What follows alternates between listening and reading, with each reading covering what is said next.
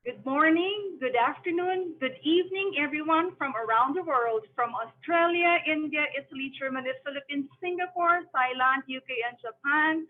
Welcome, mabuhay, manning daija, yokoso minasan. Welcome, everyone.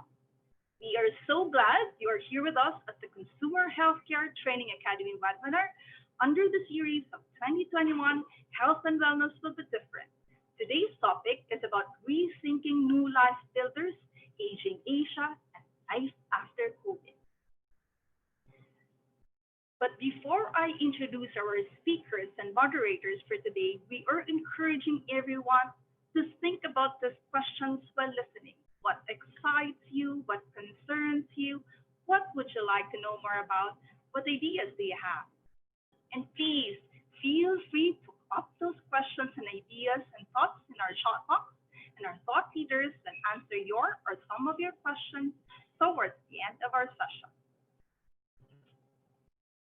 We are very honored and excited to have three thought leaders for today. Our first speaker for today is Mr. Dave McCaughan. Dave has over 30 years of rich experience in globally known advertising and communication companies, and he has led Asia Pacific strategy planning, insights, and market researches for various famous brands. Dave is one of the most sought experts when it comes to insights and foresights of consumer behavior and brands. He has over 500 appearances globally and is a frequent writer and author for Advertising Age, Campaign Asia, Research World, and many other regional publications. Our second speaker for today is Mr. Akihiko Kubo. Prior to joining TAG, Aki was Managing Director of McCaughan International from 2005 to 2009, CEO, President of Weber Shandwick Japan from 2009 to 2011, President, Chairman at Ogilvy and Mather Japan from 2012 to 2016. Aki has a wealth of experience in helping global marketers deliver marketing communication solutions in Japan, UK, EU, North America, and Asia. To mention some, Aki completed PED at IMD Switzerland, completed AMP at Harvard Business School, a global advisor for future of advertising at Wharton Business School, advisor hands-on Tokyo, and board of overseers at Temple University, Japan campus. Our moderator for today is Mr. Steve Sowerby. Steve, our founder of Expotential and co-founder of the Consumer Healthcare Training Academy, is a highly experienced marketer and general manager with over 30 years of corporate and agency experience. Steve has in-depth knowledge in strategy, positioning, branding, team building, as well as being an experienced trainer and facilitator. Steve's knowledge and experience spans globally in areas of fast-moving consumer goods, pharmaceuticals, healthcare, skincare, retailing, media, and nonprofit organizations. As a senior executive director in Kaiser and 3M Healthcare, Steve has managed divisions and run companies in Italy, Spain, Central Europe, Eastern Europe, Thailand, Singapore, and East Asia. Steve's diverse and multicultural background has allowed him to become fluent in 7 languages and adaptable to cultural norms. Without further ado, ladies and gentlemen, help me please in welcoming our speakers and moderators for today, Mr. Dave McCaughan, Mr. Aki Kubo, and Mr. Steve Sowerby. Thank you, Sheila. Thank you, and welcome, Dave and Aki. It's a real pleasure to be on this panel with you, because talking about aging Asia, I think there's no better 3 people to be qualified to be talking about this topic. It's one of the most important trends that we're all experiencing here around the world, but particularly here in Asia. So, so welcome, Dave. Yeah, it's great to be here. It's for those people that know me, you know, this has been one of my favorite subjects for literally decades. I started looking at the aging population issue in 1988, which makes me a very old man if I've been looking at it that long, right? So, And it's great to be doing this with two great friends. Steve, I've known for 25 years. Aki, I think for longer. Aki and I worked for the same company for about 20 years, and then we've stayed great friends and running mates, and lots of good times between us. But we have a shared interest always in this subject, and so the three of us together, it's going to be an interesting combination. Yeah. And of course, the aging population is not only a reality in many of our markets, many of our countries, but actually, when it comes to health and wellness, they are actually the most dynamic in many ways population when it comes to actively looking for solutions for health and wellness. So really, they're the ones that we really want to empower more, inform more, and inspire more, look after their health. And we've got a wonderful opportunity today with Aki and Dave to really go in depth into one of the most exciting markets, Japan, where we can really get under the skin of understanding how the dynamics of the aging population and I should say these sort of new life builders, because it's very much a positive scenario. It's not the way we usually think about aging. So this is really exciting. So Dave, do you want to sort of kick us off and then have you and Aki talk a little bit about this area, especially from the point of view of We will Japan? do that. We will do that. If we could move to the next chart, perhaps, and I'm going to have Sheila click through the charts for us. You nailed it, Steve. The reason we call this session New Life Builders is because of some work I started doing quite a few years ago, looking at the way in which older people in Asia were approaching their 50s, 60s, 70s.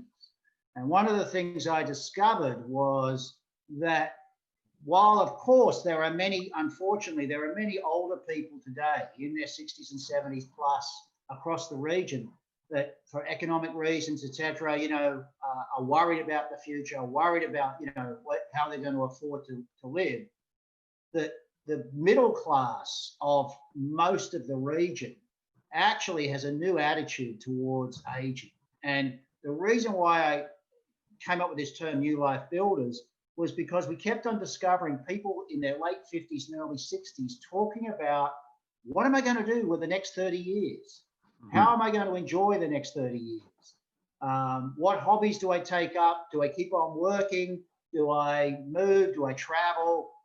They were really looking at the next third of their lives. And of course, that's one of the key things to remember, that quite often across Asia, when we're talking about people that are around 60, 65, sort of the age group that the three of us are in, they're actually, going to live for another 25, 30, 35 years.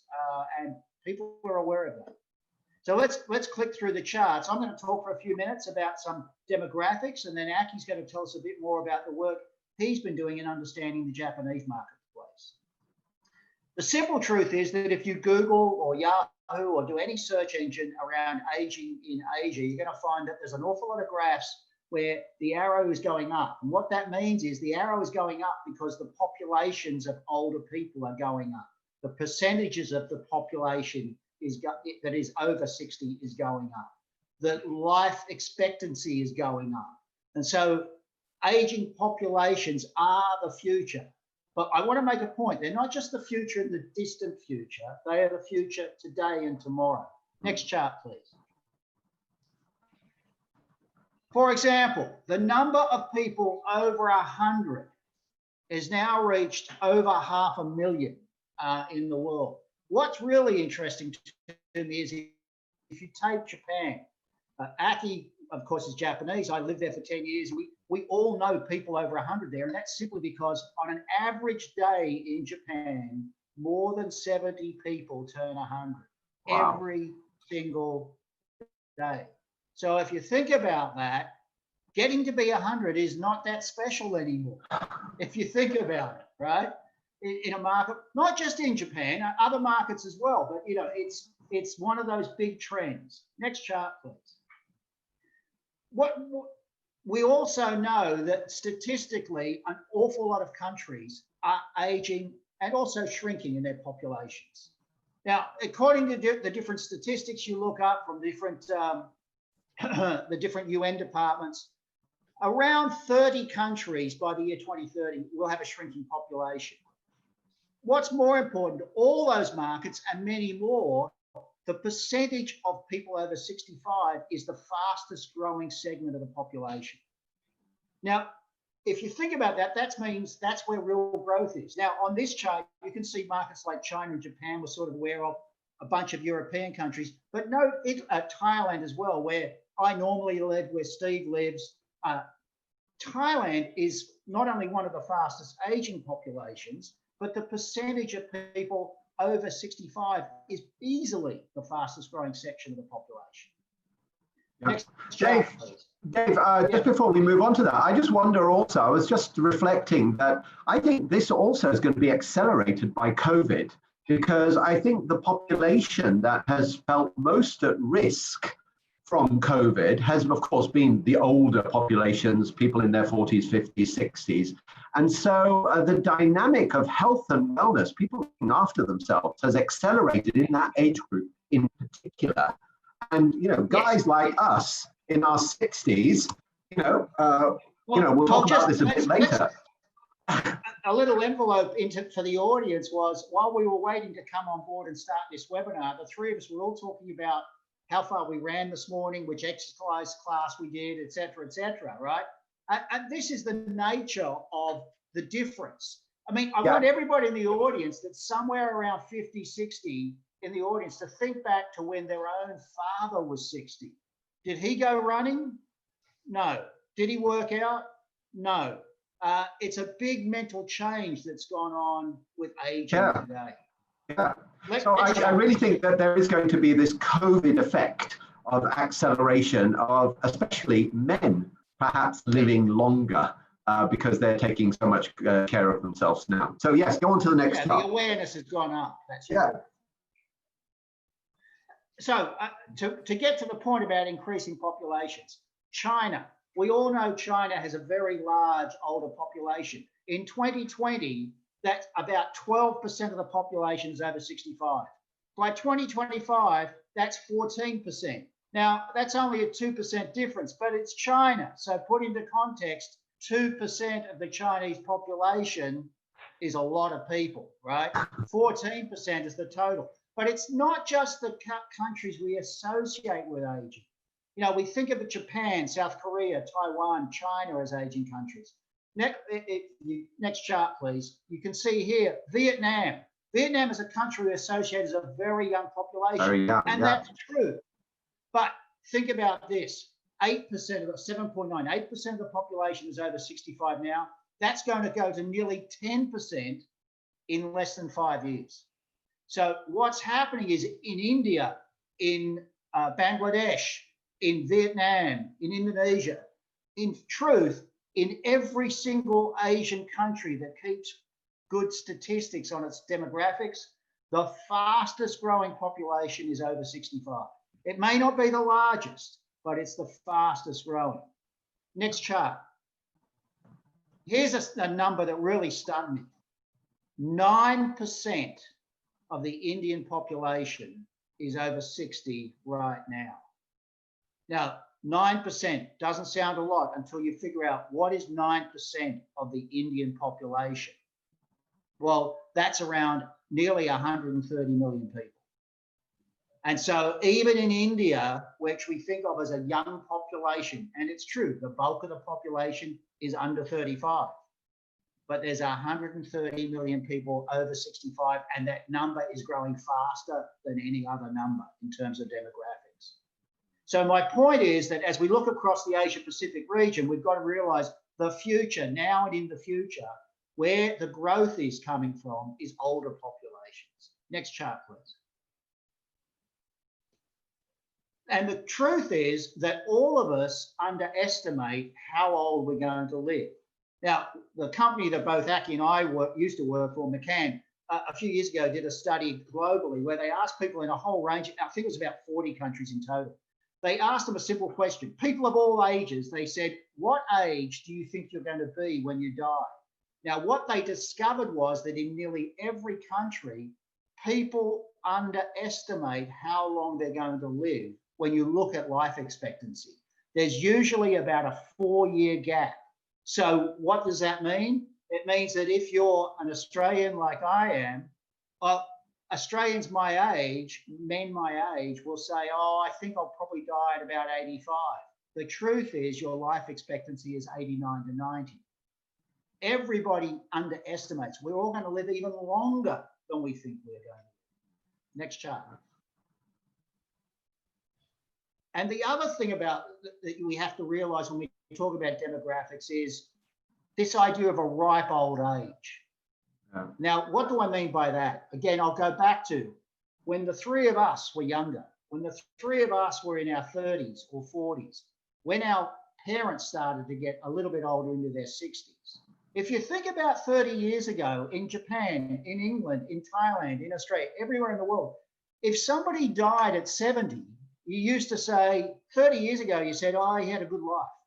Now, if somebody dies at 70, oh, he died quite young, didn't he? Yeah. Right? Yeah. Too young, right? Because we all expect to live to be 80, 90.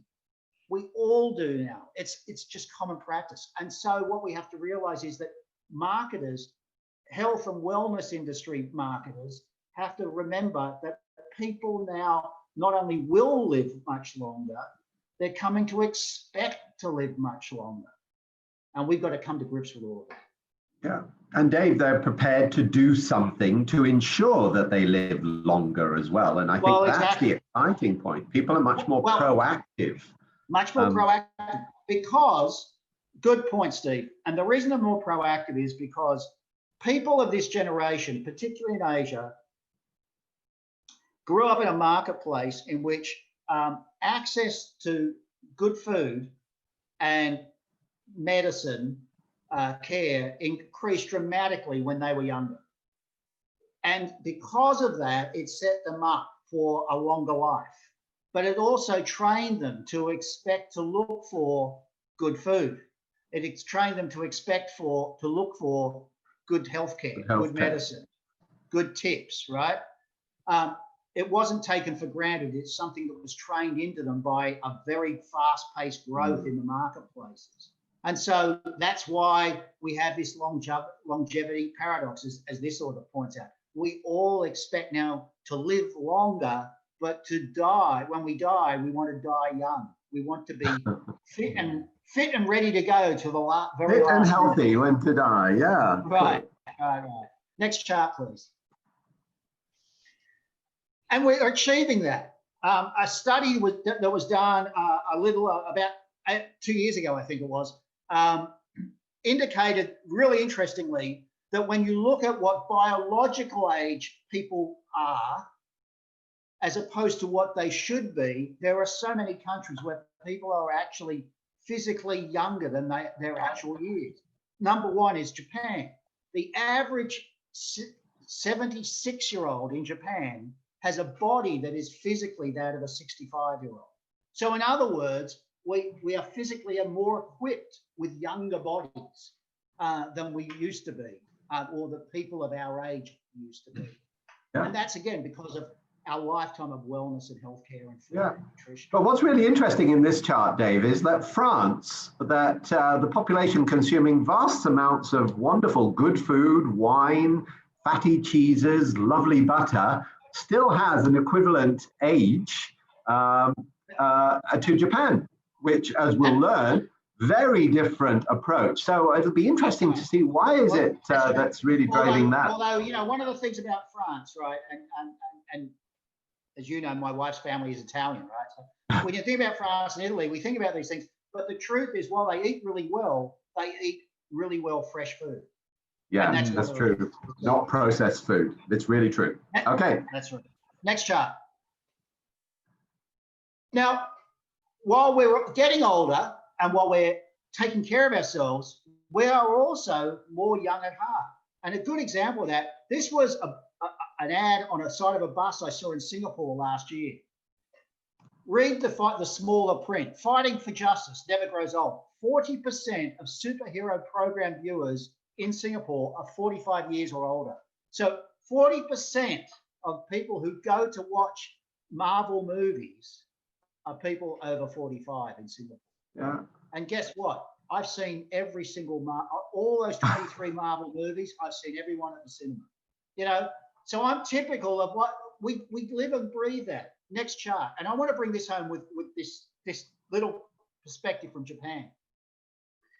In some work that I was doing a few years ago, we asked salarymen, white collar workers in Japan about a range of things. And one of the things we found was that 80+% of all male Japanese office workers over 45 can tell you in detail about their favorite Gundam manga character, right? Because we're kids at heart. We never let go of those things. And part of this living longer is also not letting go and wanting to actually keep on doing things, keep on exploring. The fact that we fall in love with these characters when we're young, and we keep living with them, right? And we keep on wanting to regenerate ourselves through them. Yeah. So with that, I want to toss it over to Aki, because Aki has been doing some great work trying to understand a few interesting factors about the older population in Japan and the way they think about retirement, etc. Aki, over to you. Sure. First of all, thank you, Dave, and thank you, Steve, for having me for this very stimulating sessions. I'm already enjoying your presentation, Dave. But I hope my presentation is as good as the Dave to attract the our audience today. So let me start by showing one kind of puzzling chart. I would say so. 34, 12, and 19s, and 71 and 2 out of 20s. So is there anyone who can guess what I mean by this? Well, it's difficult. So the answer is average, next that's page, the please. average age of the government, right? Yeah. Yeah, the thing is the above one is the Finland in terms of the leader, Sanna Maria Marin. She's the Prime Minister of Finland. She is just 34 years old, and her cabinet consists of 12 females and 7 males. In Japan, Prime Minister who is actually new, and just we have the new Prime Minister, Mr. Suga, who is 71 years old, and his cabinet, which is the as many as 20, but of the 20 cabinet members, we have only 2 females. So it's a quite contrast. I'm not saying Finland, they are good and we are not good. That is not my point, but simply this is the reality. If you look at the population and the labor participation of females, that is actually the reality of this market. Next page, please. The thing is, we'll give you a couple of facts around Japan in terms of populations. So 65 and over and seniors and older, actually they represent almost 30% of the entire population. So they've mentioned the 120, a little bit over the 120 million population as of the 2015, but of which 30%, so as many as 36 million people are aged 65 and older. But what is interesting is of the 36 million people, 9 million people are still working at age of 65 and older. And more interesting thing is of the 9 million people who are 65 and older, they are saying that they want to work forever, as long as they can physically do or intellectually do. that I think is quite unique in this market. Remember, the Japan is the leader when it comes to aging societies. So what is happening in Japan might be happening in the rest of the world sooner or later. So and another fact before I move to the next page is for females 70 and overs, they represent 25% of the entire female populations. So every fourth person that you meet in Japan, if you walk on Ginza Street in Tokyo, they are 70 years old and older. That is the hard fact of these countries. So in this context, you know, the older cabinets led by 71 years old man, and the many, you know, the boys as opposed to girls is a kind of reality in this market. Next page, please. So this is the one of the researches that I came across, and I found it interesting. This is the base of the what I mentioned in the previous chart. So if you ask the people how long you want to work, then you know the more than 60% of the people who declare they want to work beyond 65 years old, and actually 26% says that I want to work regardless of age. So no matter how old I may be, I just keep working. That's the declaration they make. Next page, please. So this is another interesting statistics. So life expectancy is quite long in this market, which is already close to 84 years old, which is longer if we compare this number with other leading market, I mean, the US, UK, or Germany. Germany is the closest second, 81 years old, and UK too. But the difference between Germany, UK, and Japan is the so-called healthy life expectancy. So life under the good conditions. There is a significant difference between Japan and the rest of the world. So we lived until, in average, 84 years old, but until 75 years old, people in good shape, as the other day explained in his presentations. So 75 years old or even longer in orders, they may physically they are 65 years old. So that is really the point. So if you retired at the age of 65, by the way, in this market there is retirement age as the rule, the company that you work for. So if you reached the age of 65, it was previously 60 years old, but if you reached at the age of 65, you retired, regardless unless you are the board of director, then it's a different story. But otherwise, everybody stepped down and leave the company. That is the system, unique system here, retirement age. But if you retired at the 65 years old, you still have good 10 years until your health conditions, physical condition is deteriorated.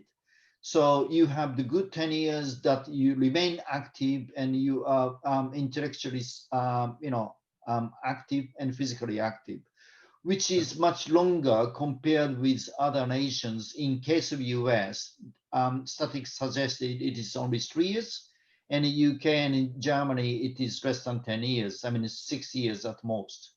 Yeah. You see what I mean? Aki, just a question. The motivation to keep working in the Japanese population, how much of it is because of economic reasons? I have to keep working, so I have to keep supporting myself so that I can keep enjoying a relatively good standard I of would living? say it's And how much is motivation, self-motivation to be doing something, being positive, being proactive?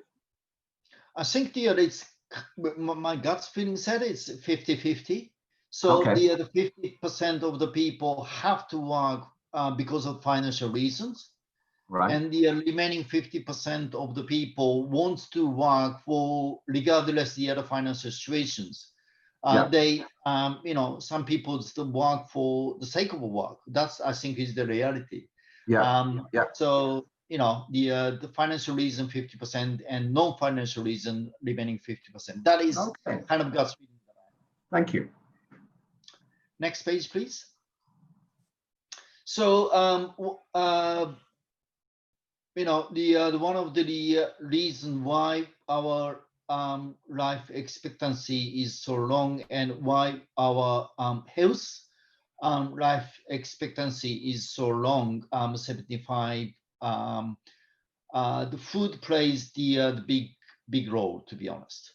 The good food, good life, as you may know, this is the global slogan by Nestle, which is the world's biggest food and beverage company. But the truth is, this good food, good life corporate slogans come originally from Nestle in Japan. They have this concept well over, I think, good 20 years now. Dave, am I right? Yeah. Yeah. Then they adopted this Nestle Japan slogan as a global slogan for Nestle worldwide. The thing is, good food, good life is kind of embedded or implanted concept for the Japanese peoples. So if you eat healthy, if you have the healthy diet, that is the fundamentals of your, being well and being healthy. So I think I must confess, I just want our audience understand that food is the good component, if you will, of the being right, being healthy, and being wrong. Okay, next page, please. So I think this is one of the reasons why I'm invited as the speaker for this event tonight or today, this morning, whatever. Right? I actually published a book called How to Earn Money in the Era of 100 Years Lifespan. To be honest, if you visit a bookstore in Tokyo today, you have many books with a title around 100 years lifespan. It's a kind of buzzword in this market for the last 2 years. And me and my co-authors, Kazuyo and Hiromi, decided to take advantage of this, boom to publish a book. So this book is all about how, so as Dave said, you have to change the mentality and mindset if you have longer life. Well, it's basically the good news, but you have to feed yourself much longer than our parents' generation did. So you have to manage financially, and you have to, the control everything around your, the post-retirement life. So that is the book is about. And next page, please.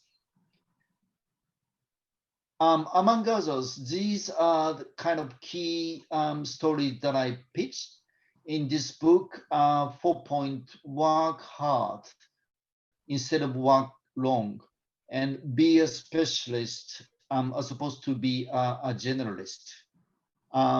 Build your own personal brand, stay physically and mentally fit.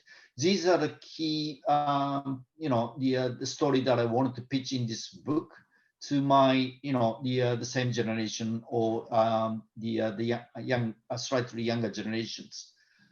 So let me explain one by one what I mean by this. Next page, please. So This is the OECD data.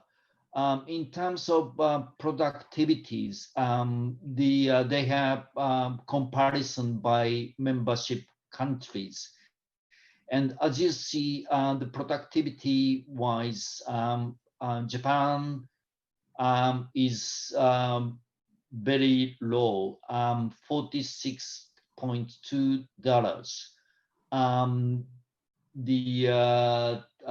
per hours, which is less than half of the top runner like Ireland or Norway, or well behind compared with Germany, United States, Switzerland, etc., etc. In terms of the hours that they work per annual, the Japan says Japan, it is indicated that Japan works the 1,700 hours, but I don't think this is kind of misleading. We are in reality working much longer. I think this is kind of not really manipulated biased, at least because it's a mixture of regular workers and non-regular workers.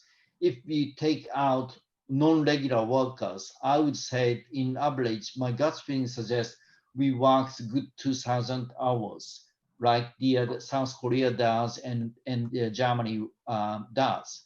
So that is what I meant to say. We have to work hard. We have to work smart rather than work long. That is the one thing that I wanted to pitch. Next page, please. Yes, I know the lifelong employment is the kind of old concept in many other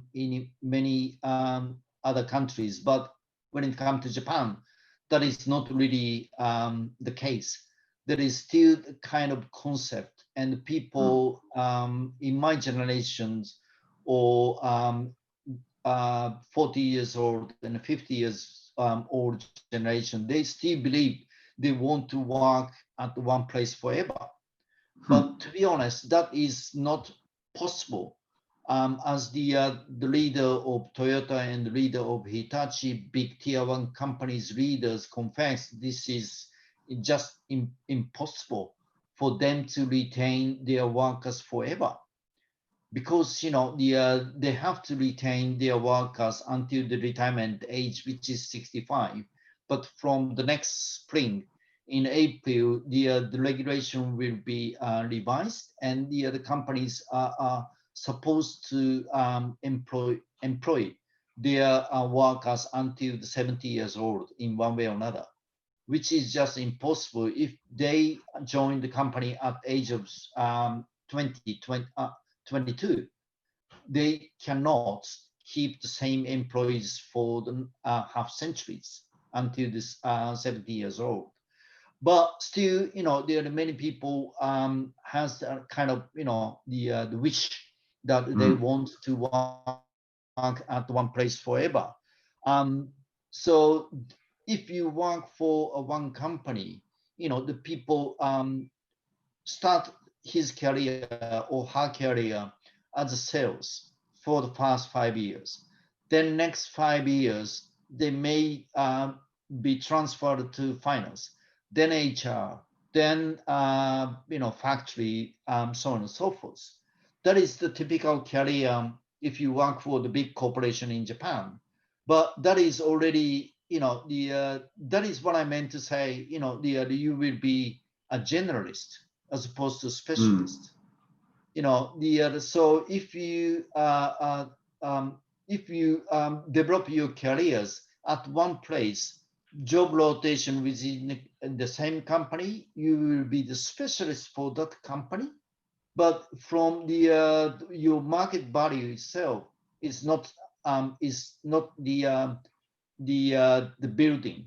It remains as the kind of the generalist. That is very risky mindset and way of thinking. Therefore, I'm encouraging the people to think about more, trying to be more specialist rather than the generalist. Next page, please.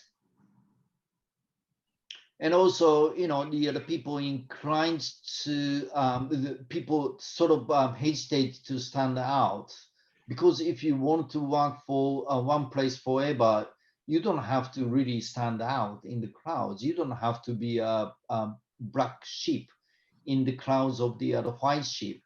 But in reality, if you want to build your own careers, you have to build, you have to be a specialist, and you have to build your own brand. So that is very different mindset that we have to. Well, I'm encouraging the Japanese, the people to think about it. Yeah. And next page, please.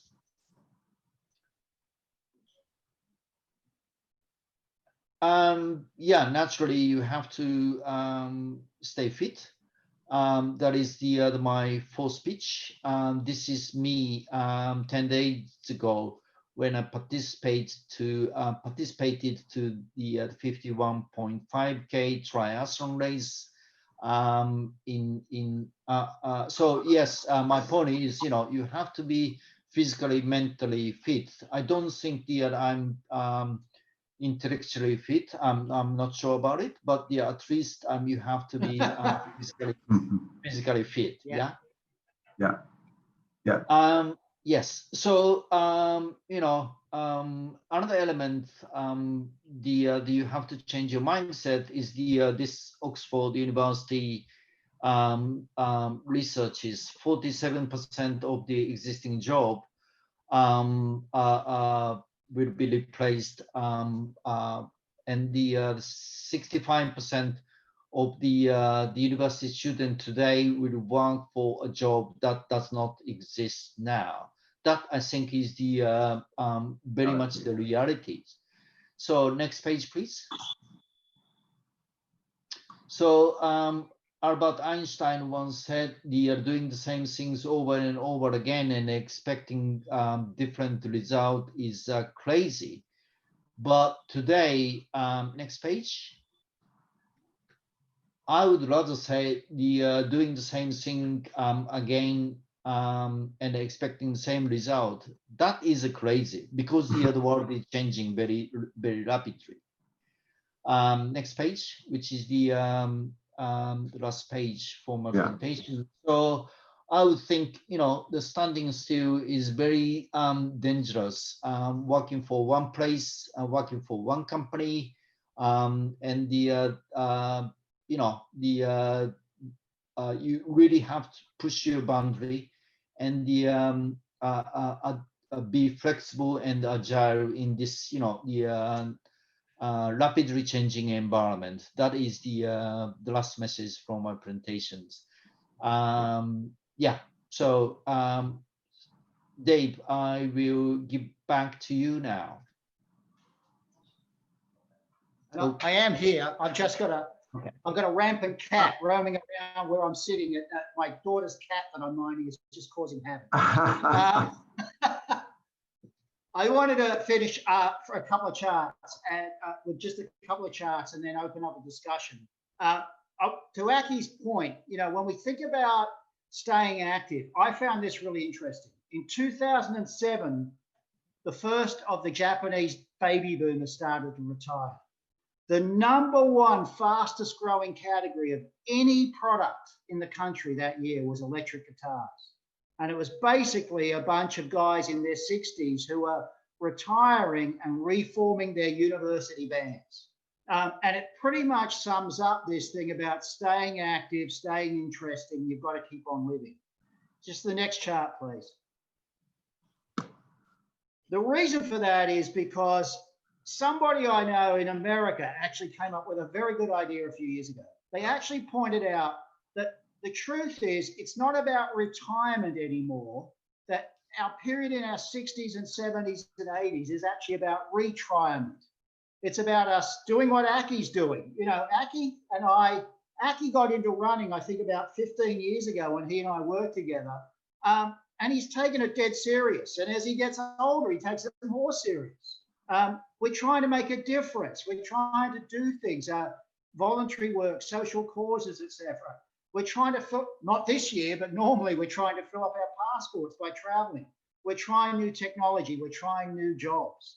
And that's an important thing to focus on, that we're trying to do new things all the time and experiment and learn. Next chart. The reason for all this is, and Aki just made the comment to us before we came on air, that when he had his 60th birthday a couple of years ago, the theme of the party was 60 is the new 40. And we all heard this back over the previous 10 years ago, 60 is the new 40, etc. But in truth, over the last 12, 18 months, what we've seen around the world is this new trend that 60 is the new 60. That what's happening is that people in their 60s are no longer trying to pretend they are 40. What they're saying is, I'm fine at 60. I'm running, I'm working, I'm trying new things, I'm traveling, I'm happy with life at 60 and moving forward. Next chart. And we're seeing this in countries all over the world. If you look at what's happening in China, people are exploring new ways to live their life. In India, it's forget about old age homes, headlines like how India's citizens are giving life a golden lining, how they're taking up new hobbies, new experiments, new education, etc. In Australia, just 2 days ago, there was this report about the fact that their lives are actually often far sexier and more interesting than people's lives who are in their 20s and 30s. And by the way, study after study after study shows that people today in their late 50s, 60s and early 70s are more experimental shoppers, are more likely to try new brands, are more likely to try new ideas than their 20-year-old children or grandchildren. Yeah. They are actually more experimental. One more chart, I think, if I could. This is incredible. This is all about opening up for exploration. One of the most popular manga in Japan the last few years has been the story of Sanju Mariko-san. And Mariko-san it's a manga comic book series of manga novels. It's all about a woman in her 80s exploring her sex life. And it pretty much sums up New Life Builders, right?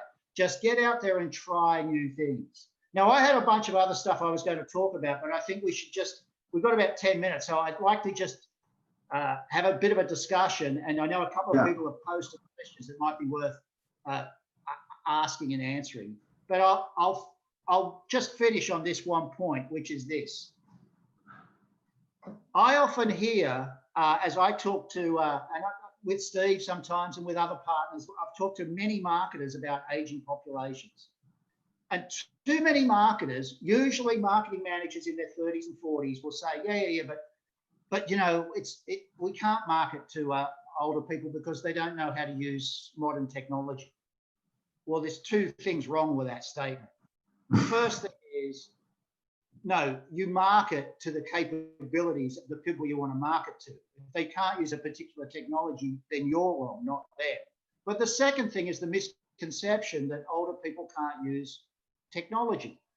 I will point out that if you take a 65-year-old male in Japan or Hong Kong or Singapore, that he was the first person in his family to actually use a remote control. He was the first person in his family to probably use color television. He was the first person in his family to ever try and use a video camera. He was the first person in his family to use a computer at work. He was probably the first person to ever purchase a computer for home. He was the first person to use a mobile phone, and he was probably the first person in his family to use a smartphone.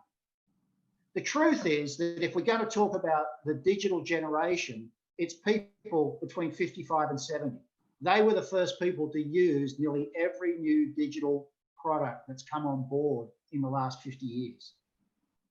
So adapt to the fact that New Life Builders are people that are looking at the future and have capabilities to want to express themselves. And as Aki pointed out, stay young by working hard, focusing, finding a role for yourself, staying healthy, both mentally and physically, and keep on doing the stuff you want to do, because everybody wants to just keep on doing things. Nobody wants to die and nobody wants to give up.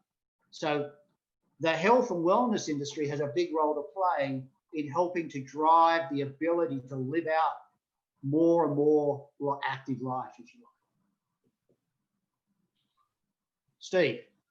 I was going to say, let's, shall we have a couple of questions from the audience? We'll pull some of those out. And there's a great one from Khalid Hassan, who says that life expectancy is increasing. This will increase further, and it's absolutely true. We've seen that. My concern is that there may be a rise of a competitive attitude among the younger workforce, because they'll not be getting the jobs, because the seniors are hanging on to the jobs longer. So therefore, respecting the seniors, which has been one of the foundations of Asian culture, may not be as it is today. What do you think will happen? Actually, maybe towards you, what will happen in Japan as more and more older population are taking the jobs and less the younger population? How are you going, how will this imbalance be rectified? I think it's a very good point, but the truth is, you know, along with the decline of the populations, the labor population are also declining. Therefore, one of the issue that Japan, as well as in Korea, is facing is how we sustain the quality as well as quantity of labors in the market. You know, Japan, as you know, is still world's third biggest economy of the world, but when it comes to number of labors, it is steadily declining. So in order for us to, you know, sustain the quality as well as the quantity, we have to find a good balance between younger generations, which is you know, the essential. But senior people have to be under resources when it comes to, you know, the labors, and also females, and also probably immigrants. So I think the you know, it's not the things that the senior people are taking over or stealing the job from younger generations, because it is declining anyway. Right. Yeah. So we have to, you know, sustain the good the labor forces by encouraging, you know, the senior citizens to keep working. Right. Okay. Thank you. I will point out, Steve, that my good friend and my favorite economist in Japan, who I think Aki knows, Jesper Kohl, is a German economist, very famous in Japan.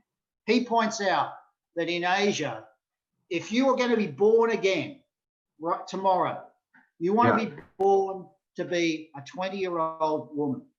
And the reason for that, he says, is because with an aging population across the region, the need for more, and it sounds terribly sexist, but you know, the need for more people in the healthcare industry to service an aging population, to help older people, to guide those that are chronically ill, the increasing numbers of people in the 80s, 90s, 100 plus. We're going to need a lot more young people coming into the health industry, because as he points out, when you're chronically ill, or when you're starting to really age after 75, 80, do you really want a robot holding your hand? Do you really want a robot giving you a back massage?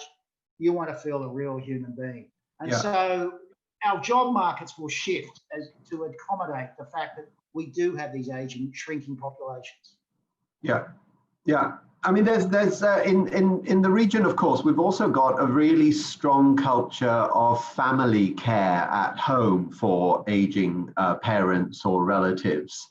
Do you think this is going to continue, or are we going to start, subcontracting to third parties to look after our older population? Do you think our culture is going to change here in Asia? Well, there is a word here in Japan, in Japanese, roro kaigo, which means the old son, probably 60, 65 years old, even 70 years old, looking after 95 or 100 years old parents. that we call it, roro kaigo, senior looking after seniors, right? Yeah. So that is kind of a new buzzword for the last, I would say, 10 years, but Yeah. it is increasingly difficult, to be honest. So therefore, the care centers, the senior, cares, actually one of the emerging industry in this country. Okay. Yeah, I think the experience of China is really interesting because the one-child policy forced the issue that now that China has a chronically aging population, most of the people in China that are over 65 only have one or two they only have one or two children to take care of them.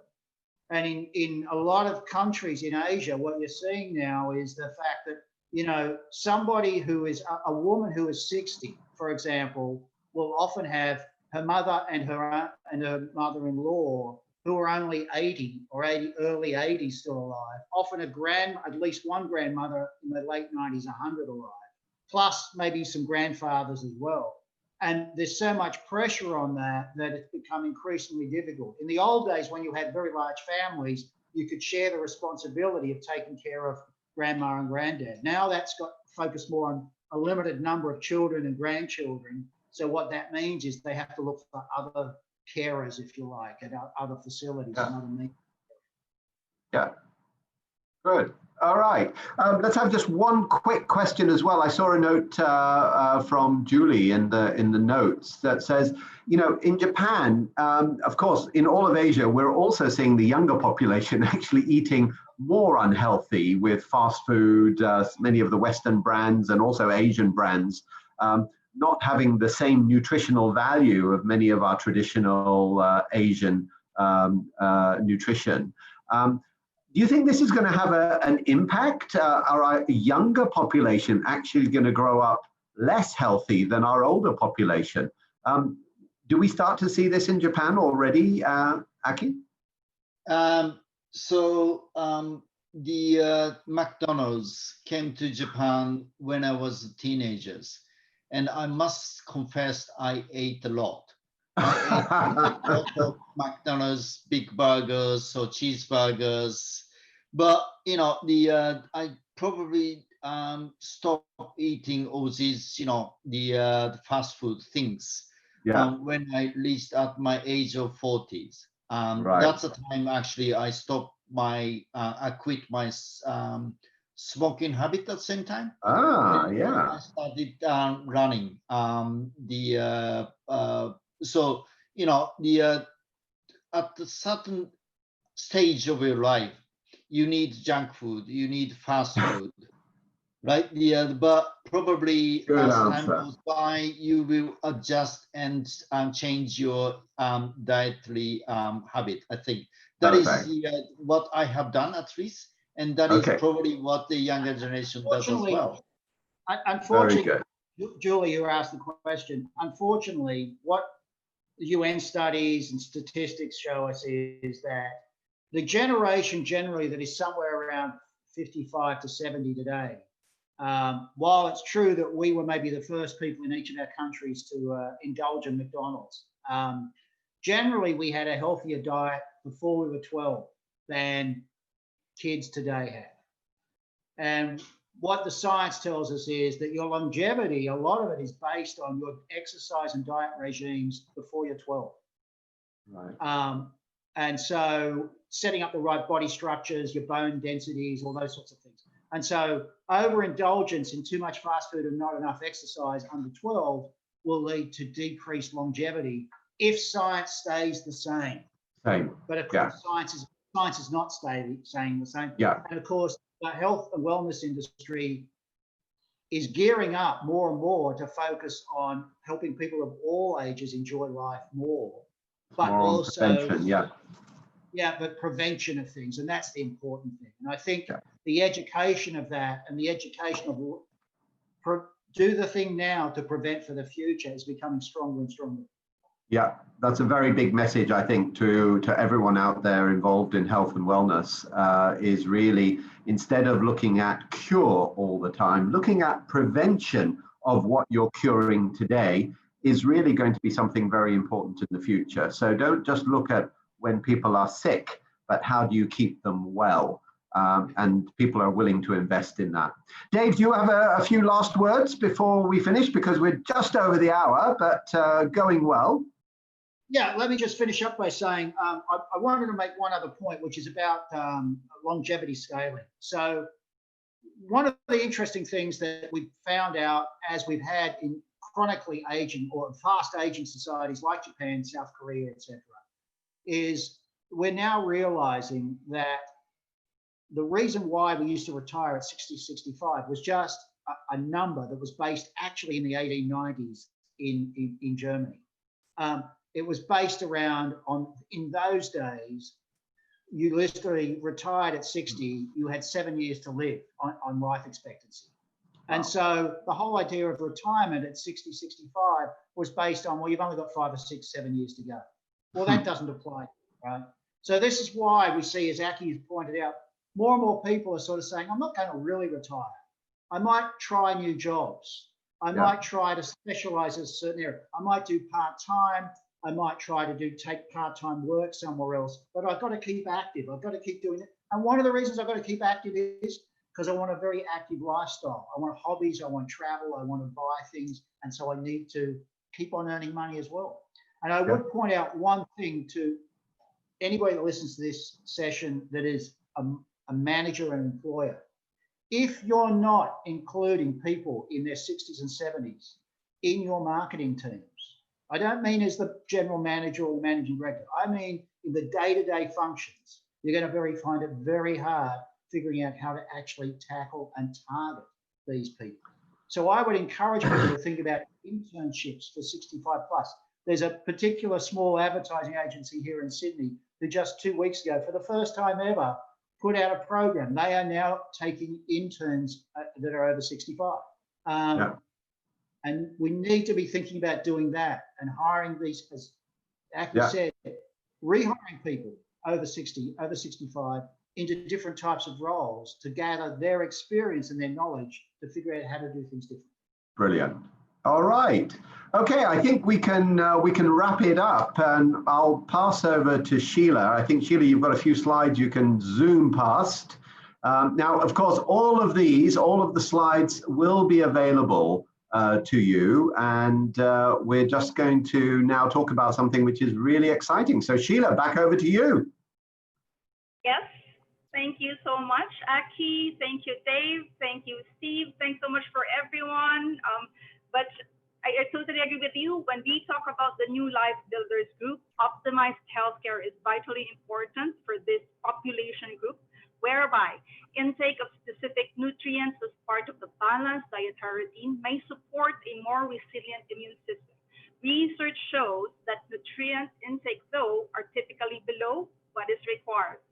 Changes in the immune system and nutritional frailty can be caused by anorexia, which require a higher nutritional intake to help lower the risk, duration, severity of infections, even vaccination resistance. So before we part, allow us please to invite you again to our next 2021 Health and Wellness for the Different webinar series on November 18, 2020, where we will dive deeper into the topic. Our next webinar will further add to our today's learnings on aging population with the topic Consumer Healthcare and Immunity, a focus on the elderly population pre and post-COVID. This will be led by experts from DSM.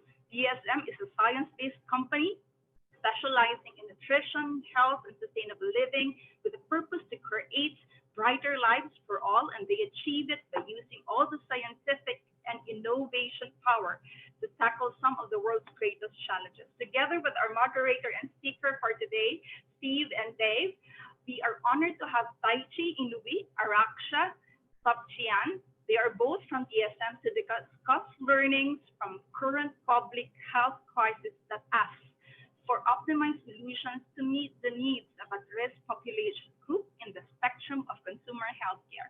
So at the end of this event, you will again receive an invitation to register